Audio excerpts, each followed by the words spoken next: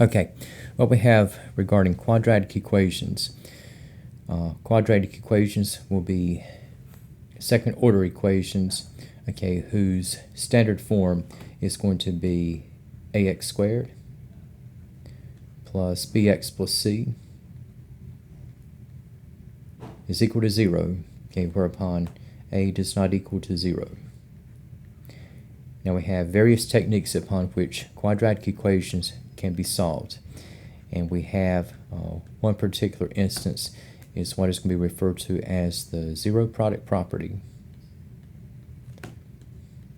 And the zero product property states that if you have a set of expressions or terms and the product is equal to 0, then at least one of the expressions or terms must be at 0. And we'll just say, as general case, if a times b is equal to 0, then for those terms or expressions to multiply out to 0, then at least a must be 0 or b must be 0.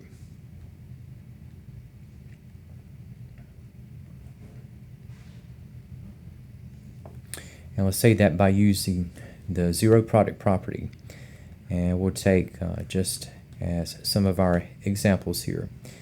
If you have, let's say, a trinomial expression, and we'll say that we have x squared plus 7x plus 12 is equal to 0. And we're looking at the values of x such that the square root of the value plus 7 times the value plus 12 comes out to 0. And now we're fresh off of factoring expressions. And x squared plus 7x plus 12 can be factored to the quantity of x plus 4 times that of x plus 3. And for the product to be equal to 0, at least one of x plus 4, or x minus 3, must be 0. And if x plus 4 is the 0 factor, then x is equal to negative 4. If we have x plus 3 equal to 0, then we have x equal to negative 3. And so we have two possible values of x that will make this particular example equation to end up as a true statement. And let's say that if we have, it's another case here, and we'll say that we have another situation. If we have, let's say, a difference of squares. So we have 2x squared minus 32 is equal to 0. Okay. And we have 2x squared minus 32 equal to 0. Now if we pull out the greatest common factor, which is going to be 2, so we have 2 times, okay, the quantity of x squared minus 16 is equal to 0. And if we factor out this difference of squares, then we would have 2 times the quantity of x plus 4 times that of x minus 4 is equal to 0. And in solving for x, now if you notice, okay, 2 is just a constant. It's not doing anything to x in terms of adding, subtracting, multiplying, or dividing. And our only solutions will come from setting x plus 4 and x minus 4 to 0.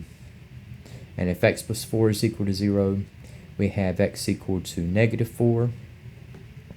On the other hand, if x minus 4 is the 0 factor, but we have that x is equal to 4. And let's say that if we have, say, another situation, and we'll say that we have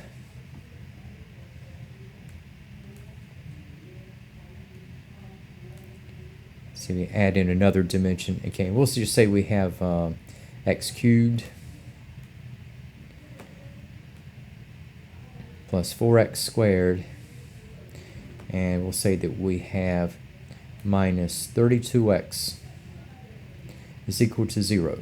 Okay, now if you notice, all of these are x terms, and if I pull out the greatest common factor, x, so you have x times the quantity of x squared plus 4x minus 32, and this trinomial can be factored, so we already have a factor with x, and then continuing, okay, with x squared plus 4x minus 32. Okay, we had the binomial factors at x plus 8 and x minus 4. And this time around. Okay, so we have three expressions in x. Okay, so we have with just the monomial x. One possible solution will come from setting x to 0. And then we have with x plus 8. Next solution will come from setting x plus 8 to 0. And we have also x minus 4 to set to 0. And we have with the potential values of x such that this equation is true. One possible value is 0, and one other is going to be from setting x plus 8 to 0, which is negative 8. And we have with x minus 4, we have that x is equal to 4. And okay, so we have cases here where we are utilizing the zero product property. And let me just throw in another case here, and we'll say that if we don't have the equation already expressed in standard form, let's say we have x squared minus 20 is equal to 8x. Okay. And we can just rewrite this equation in standard form.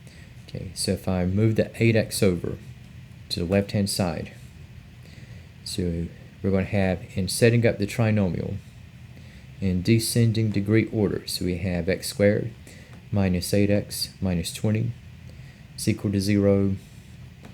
And then we have factoring out x squared, so we have going to x and x. And then we have with our factors here. Okay, so we have on the side of addition we have plus 2, that of subtraction we have minus 10.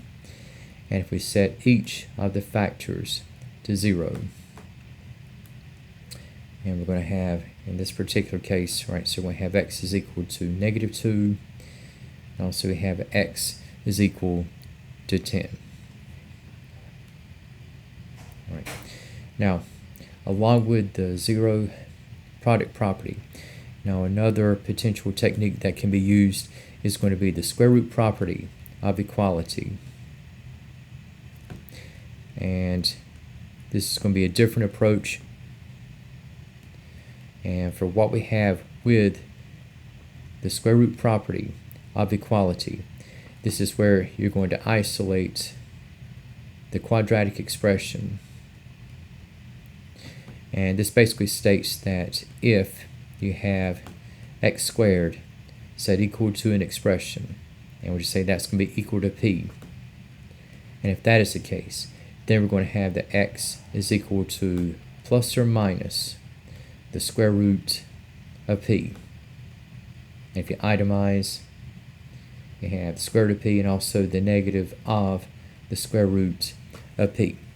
And let's say that if we use the square root property of equality, and we'll say that we have as a first instance, if I set x squared equal to 49, so you have x squared, p is represented by 49, and if I go from x squared to x, 49, we take the plus and minus its square root.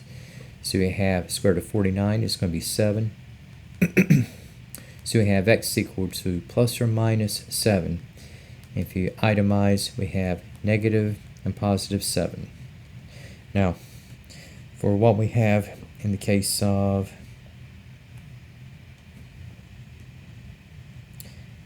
representing x, if we have the square of x minus 1, and we'll say that we have equal to 25.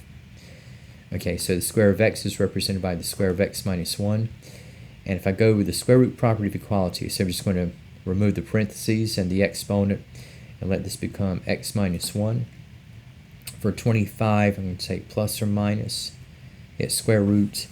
And so we have additive inverses, whereupon we have x minus 1 is equal to positive or negative 5. And if I set the equations, whereupon we have x minus 1 at negative 5 at the lower end, and x minus 1 equal to 5 at the upper. And if we look at solving for x, so adding 1 throughout on both sides of both equations, So we have for x itself, we have negative 5 plus 1, so this will be negative 4. And for x minus 1 equal to 5, we have x is equal to 6. Now let's say that if we have, in the third case, right, so if I have x squared equal to 19, okay, and this one will have 19 not being a perfect square, and also 19 being a prime number, meaning that it cannot be factored into anything involving a perfect square other than 1 times 19. So we have for x, you just have a couple of irrational roots with negative and positive square root of 19. Now there's another technique we're going to be looking into, and the display and the answer is going to be very much like what we have in this last example for the square root property of equality. Let's say that if we have x plus 3 quantity squared is equal to 39. Okay. Alright, so I got the square of x plus 3. And if I go from second order to first order, again, taking care of the 2, removing the parentheses, for 39 I have plus or minus its square root, and to get x by itself, so I'm going to take away 3 on both ends. And so what I want to do on the other side, I'm still taking away 3, but I want to display the constant, in this case negative 3, in front of what we have with plus or minus the square root of 39. So we have in this result here, okay, we have for x, we have in compact form 2 solutions. We're going to have negative 3 plus and negative 3 minus the square root of 39.